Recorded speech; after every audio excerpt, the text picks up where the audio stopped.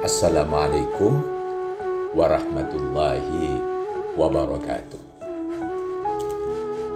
Alhamdulillah, alhamdulillah ya haqqa hamdi, wassalatu wassalamu ala man la nabiyya min ba'di. Asyhadu an la ilaha illallah wa asyhadu anna Muhammadan abduhu wa rasuluh. Allahumma salli wa sallim wa barik ala sayyidina Muhammad wa ala alihi wa ashabihi ajma'in. La hawla wa la quwwata illa billahil aliyyil azim. Qala Allah ta'ala fi kitabihil karim wa huwa asdaqul qailin. A'udzu billahi minasy syaithanir rajim. Wa minhum may yaqulu rabbana atina fid dunya wa ma lahu fil akhirati min khalaq. Wa minhum may yaqulu rabbana atina fid dunya hasanah wa fil akhirati hasanah wa qina adzabannar. Wa qala Nabi sallallahu alaihi wasallam, innamal a'malu binniyat aw binniyat wa innama limri'in ma nawa aw likulli imri'in ma nawa. Faman kanat hijratuhu ila Allah wa rasulih fa hijratuhu ila Allah wa rasulih. Wa man kanat hijratuhu lidunya yusibuha aw imra'atin yankihuha fa hijratuhu ila ma hajara ilaihi. Hadirin wal hadirat, para pendengar Radio Republik Indonesia program 4 di mana saja berada, juga termasuk penyimak setia dari siaran ini, yang dalam beberapa hal ada yang suka merekamnya sekaligus dipindah ke YouTube. Puji syukur mari kita panjatkan kehadirat Allah, karena pada kesempatan hidup di dunia ini kita menyempatkan menyimak beberapa hal yang sudah pernah kita dengar di masa sebelumnya, tapi ada aktualisasi dalam penyampaian. Sehingga yang namanya niat, walaupun diulang menjelaskan, ada beberapa hal yang kita lihat perlu direfresh untuk mempersegar kembali bahwa niat itu penting sangat dalam kehidupan ini. Cuman ketika digambarkan mengenai niat, tidak boleh kita ini semacam rendah diri, ya tidak boleh. Karena niat itu bukan untuk dihadapkan menjadi kita rendah diri, tapi rendah hati. Rendah diri itu begitu disampaikan niat, terus diam saja seakan-akan kita ini salah, serba salah. Boten, tidak seperti itu. Niat itu disampaikan ke tengah-tengah kita supaya pekerjaan hati ini selesai, beres hati ini. Dan niat tidak rusak, itu penting. Yang penting. Karena kalau amal kita rusak karena niat kita tidak beres, nah itu yang menjadi masalah. Nah, karena niat itu qasdu syai'in muqtarinan bi fi'lihi. Aslinya niat itu melakukan sesuatu bersamaan dengan melakukannya. Ya, tentunya tidak semua amal seperti itu, tapi umumnya seperti itu. Seperti ketika kita sholat, ya bersamaan saja niat kita dengan awal melakukan salat Allahu Akbar takbir, langsung ketika itu hati ini terang mengucapkan niat itu. Jadi pekerjaan hati kita beres. Nah, orang yang berniat tentunya profilnya boleh tetap tampil dong ya. Kita kadang-kadang kalau bicara niat terus profil dirinya tenggelam. Yang kemarin cerah ya, di tengah masyarakat tenggelam, seakan-akan takut karena Tuhan besok begitu, kalau saya melakukan ini masuk neraka, kalau melakukan ini masuk surga. Saya takut. Tidak begitu. Allah itu maha besar. Silakan tampil dengan profil kita, karena setiap orang itu likulli syai'in maziyah. Setelah setiap orang itu dianugerahi oleh Allah kelebihan, keistimewaan yang berbeda dengan yang lain, itu seperti itu. Sehingga sidik jari saja tidak pernah ada yang sama dari miliaran orang seluruh dunia. Itu kehebatan Allah kan. Berarti kalau sidik jarinya beda, ya kemungkinan tampilnya pun beda lah. Ya walaupun ada mirip-mirip, nah begitu, paling mirip. Nah, tidak persis sama. Itu kehebatan Allah. Menunjukkan bahwa individualitas itu layak tampil begitu. Nah, ini yang ingin saya tegaskan di balik semua ini. Dari pertama, kedua yang saya sampaikan, dan tentunya di ketiga ini kita ingin menyelesaikan beberapa hal berkaitan dengan itu. Berarti saya dengan panjenengan semua tatkala melakukan niat itu diarahkan kepada arah yang fokus dengan apa yang kita niatkan, dan kita bisa konsentrasi mewujudkan apa yang kita lakukan itu. Sehingga tatkala orang misalnya dalam sholat sudah pakai niat, sudah cerang benar itu, bisa khusyuk namanya. Kalau kita merasa suan kepada Allah, suan kita kepada Allah itu bagaikan benar-benar bertemu dengan Allah. Artinya bertemu kita ini bertemu dengan mata hati kita. Karena mata kita seperti saya sebut sebelumnya mirip kelelawar lah. Di tempat yang sangat terang tidak mampu mata kita sekarang ini untuk menatap Allah. Dalam ajaran Ahlussunnah wal Jamaah misalnya kita jelas bahwa menatap hati itu ya bisa sekarang ini, tapi ke depan besok itulah kita akan melihat, karena liqa rabbih kata Al-Qur'an, falyamal amalan sholihan wa la yusyrik bi ibadati rabbih ahada. Besok kita bisa melihat Allah itu. Kalau sekarang belum bisa dong, kayak kelelawar, nggak bisa apa-apa kita. Nah, yang seperti ini harus kita sadari dulu. Sangat terang Allah, bahkan Allah menjelaskan sendiri lebih dekat dengan hablul warid. Ya, kita tidak mampu. Kelelawar terbang di siang hari, ketabrak-tabrak. Padahal di ruang yang agak besar misalnya begitu. Kok bisa ya? Ya sudah begitu. Kita ini makhluk, Allah itu Khalik. Para pendengar yang terhormat, berarti dengan melakukan niat, kita ini sudah memiliki garis-garis bahwa niat itu banyak jenisnya. Kita sudah memaparkan pada kesempatan yang sebelumnya, niat awam itu kebanyakan niat hanya bagi tercapainya apa yang diidamkannya bagi dirinya. Ini niat awam. Sedangkan niat orang alim, orang yang berilmu, itu arah-arah niat yang intinya mengerjakan sesuatu perbuatan. Itu untuk apa? Membina ketaatan dan memupuk ketakwaan kepada Allah. Ya, bukan karena selain Allah. Jadi enak itu. Kita dalam rangka taat, patuh, lakukan niat. Niat kita direspon oleh Allah, sambung dengan akhirat, berpahala lah, begitu intinya.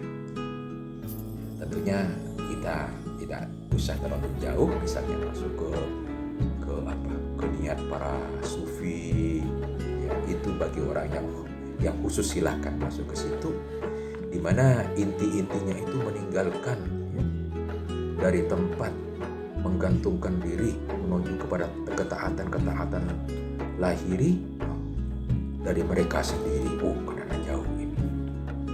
Ahli hakikat misalnya niatnya untuk mempertuhankan yang maha pencipta agar melahirkan ubudiyah, penghambaan diri kepadanya. Kadang-kadang susah ini. Nah sudah, niat yang menurut para ahli saja, ahli keilmuan, arahnya ketaatan. Apapun yang ketaatan, yang zahiri, yang tampak di depan kita, itu yang layak kita niatkan. Dan kalau berniat, di dalamnya berpahala insya Allah amal-amal kita. Jadi amal yang kita niatkan itu amal yang terkait dengan Allah. Karena Allah maha hebat, Allah maha besar, Allah maha berkuasa, dan tidak pernah zalim Allah. Ini menurut penjelasan Allah sendiri. Inni haramtu dzulma ala nafsi, kata Allah. Ya, maka kita percaya itu, kita lakukan itu. Sehingga secara historis, karena agama ini sudah lurus sejak masa Nabi Adam, ya Nabi Nuh pun yang tidak lurus ketika itu sudah kena air bah gitu aja. Ya, Masa Nabi Ibrahim sambung lagi ya, terus sampai Nabi Muhammad SAW. Yang tidak lurus diluruskan oleh Rasulullah, disempurnakanlah Islam ini menjadi agama akhir zaman. Hadirin yang saya muliakan, patokan-patokan penting dari ibadah kita dengan niat yang benar ini adalah sebetulnya pada intinya menyelamatkan kita dari doa-doa salah kita, dari perilaku keliru kita. Dimana kalau perilaku keliru niatnya, keliru arahnya, bisa hancur amal-amal baik kita. Apa yang sering menghancurkan amal-amal itu? Pertama, riya. Kesukaan kita dilihat dan dipuji begitu. Loh, apa kita tidak boleh Pak tampil dengan profil kita? Ya artinya tidak seperti itu. Orang yang suka dilihat dan dipuji itu karena pekerjaannya. Itu kan kebanyakan orang memang semata-mata begitu. Berbeda dengan orang yang tampil dalam bertugas, tampil dalam membawa profil dirinya. Ya itu tidak apa-apa. Memang kita punya gaya khas yang berbeda satu orang dengan lain. Biarkan saja. Dipupuk baik-baik, yang penting jauh dari sekedar ingin dilihat dan ingin dipuji. Adapun amalnya, itu baik anunya ya. Ya alhamdulillah, terima kasih. Gitu aja kan tidak apa-apa, itu seperti itu ya. Dibalas, itu kok bagus ya, Anda kok kaya sekali ya, kok hebat sekali lah. Coba diimbangkan dengan gaya Nabi Sulaiman. Tatkala dipuji karena kehebatannya, kemewahannya, kekayaannya yang luar biasa. Apa kata Nabi Sulaiman? Menunjukkan bahwa beliau ini berpribadi ya rohani yang kuat. Kata beliau, hadza min fadli rabbi. Itu pemberian Tuhanku. Liyabluwani nih untuk menguji saja. Aku ini syukur ketika diberi atau aku kufur. Nah seperti itu. Enak. Jadi profil tetap jalan, tidak apa-apa. Yang kedua, amal yang rusak itu sum'ah, amal yang suka dicerita-ceritakan gitu loh kepada orang lain, senang dipuji lah. Sum'ah itu diperdengar-dengarkan gitu. Orang tak lain kepingin dengar, dia cerita-cerita sendiri, ngomong-ngomong sendiri, pamer ke kanan, pamer ke kiri. Itu sum'ah namanya. Dan yang repot lagi, hasad. Nah, orang yang tidak suka kalau orang lain naik daun, tapi dia suka dirinya sendiri naik. Nah, itu orang hasad. Tapi ingat, boleh hasad dalam dua hal. Nah, ini boleh dicatat gitu. Apa yang boleh itu? Hasud atau hasad kepada orang yang suka memberi rezeki, suka beramal, suka infak. Kita iri. Kita kepingin juga dong niru dia. Nanya tipnya, gimana caranya? Bisa begitu. Itu ya, selenting dengan saya, kerjanya sama saja, kok dia banyak ya beramal. Dia merasa hasad seperti itu, iri seperti itu. Boleh. Yang kedua, misalnya iri kepada kawan sekantor, dia kok bisa magister ya, doktor ya, penghasilnya di bawah saya ya. Tidak ada hasil lain dia dari itu saja. Tapi kok bisa ya? Gimana cara dia itu melakukan sesuatu? Bukan kita benci, dendam, bukan. Tapi kita mencontoh dia, ngambil inspirasi dari dia. Itu boleh ini seperti ini.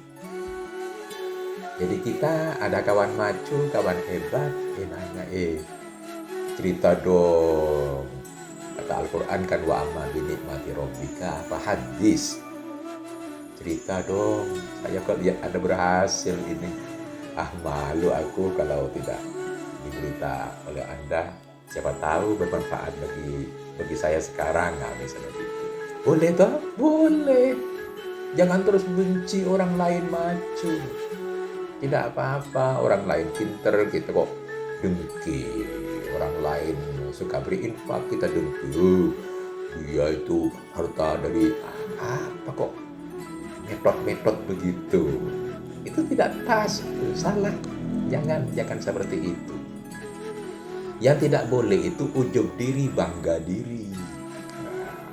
Bangga diri keterlaluan, seakan-akan hanya dirinya yang paling bagus. Nah, itu naik dari itu namanya takabur. Merasa diri lebih baik, lebih pandai, lebih segala dari yang lain. Oke lah, yang mungkin yang kepas untuk disebut, ya saya sering menyampaikan itu, kita nih tetap boleh tampil sederhana dengan gaya kita, dengan profil kita, tapi mempesona gitu loh. Nah, itu mungkin ungkapan yang paling mudah. Tampillah sederhana, tapi tetap apa ya? Ya tetap bagus gitu loh ya. Tetap elegan dan mempesona. Itu yang Islam suka. Karena Rasul itu charm gitu ya. Dilihat itu menarik pribadinya, bagus pribadinya. Tampil gitu pas, pas ini. Pas, pantas gitu. Itu aja. Nah, itu bagus gitu. Orang-orang muslim ya yang bagus gitu, tampilnya seperti itu. Ya dimanapun tampil ngepas gitu.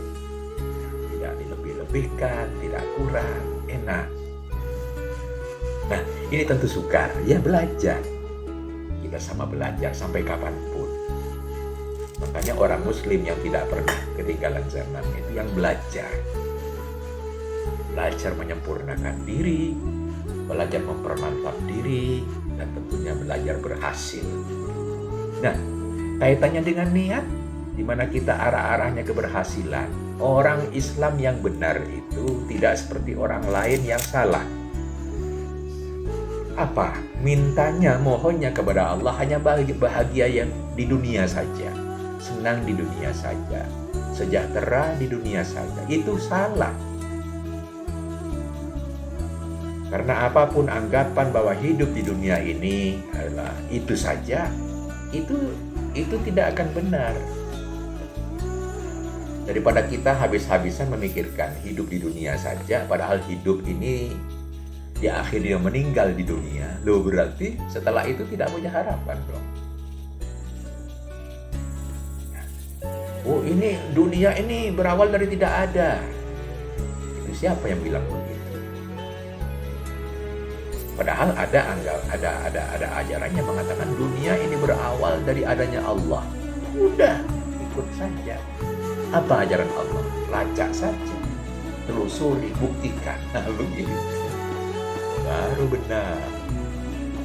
Maka doanya kita apa kata Al-Quran? Silakan dibuka di Al-Baqarah sana bahwa wa minhum may yaqulu rabbana atina fid dunya hasanah wa fil akhirati hasanah wa qina adzabannar. Sebagian yang lain berdoanya bukan hanya sampai bahagia dan sejahtera di dunia, tapi bahagia dan sejahtera sekaligus di akhirat. Itu penting. Apapun ajaran ke sana bisa kita buktikan. Dan ini siaran ini sampai bertahun-tahun saya bawa tetap bahwa kita bisa membuktikan diri ajaran yang benar itu bukan hanya ngurusi dunia. Otak kita sambung dengan akhirat. Banyak peristiwa-peristiwa yang bisa dibuktikan bahwa akhirat itu jelas. Satu-satunya peristiwa yang menjelaskan kepada kita adalah orang yang paling awal dari generasi manusia yang hadir. Siapa? Itu Pak Adam. Disitulah umurnya sekian lama. Dan pelan-pelan generasinya semakin kecil. Nah, baru seperti kita ini. Bahkan ada yang pendek sekali, 1 meter ada juga kan ditemukan. Nah, itu mungkin soal fisik ya. Kita tidak bicara banyak mengenai itu. Ahlinya biar bicara mengenai itu. Tapi yang jelas bahwa Pak Adam adalah generasi pertama. Dan yakin kepada kita Pak Adam dari surga. Dan kalau kita besok dikembalikan ke surga, bukan susah. Karena Pak Adam dari surga bisa hidup di dunia. Berarti orang kita sekarang pun kalau Allah kersake langsung ke surga bisa. Tapi belum dikersaki oleh Allah. Belum dikehendaki oleh Allah. Kalau belum dikehendaki, sabar dong. Manusia kok ingin menentukan segalanya. Tuhan yang menentukan itu, bukan kita manusia. Nah, hadirin yang saya muliakan, semuanya saja, ini alhamdulillah kita diberi ajar tentang niat. Mari dibiasakan melakukan hal-hal penting itu pakai niat. Tapi hal-hal mengenai kerentak hati, urusan dalam tidak usah pakai niat, udah jalan saja. Antara lain yang betul-betul dilarang dalam Islam, walaupun pakai kerentak hati dan ikhlas apa? Nun sewu. Adanya praktek-praktek haram dalam kehidupan itu yang pakai kerentak hati, katanya pakai hatinya niat apa? Nun sewu. Ada orang membunuh anaknya padahal dia ikhlas katanya. Ya itu jelas-jelas salah. Kalau saja menggugurkan anak sedangkan baru beberapa, misalnya sebulan, itu kan belum, baru kelihatan sebulan, lalu digagalkan saja dengan berbagai cara medis yang betul, yang tidak membahayakan, itu masih boleh karena belum keluar belum ada unsur-unsur roh di situ. Roh dalam Islam itu disebutkan 4 bulan baru ada roh.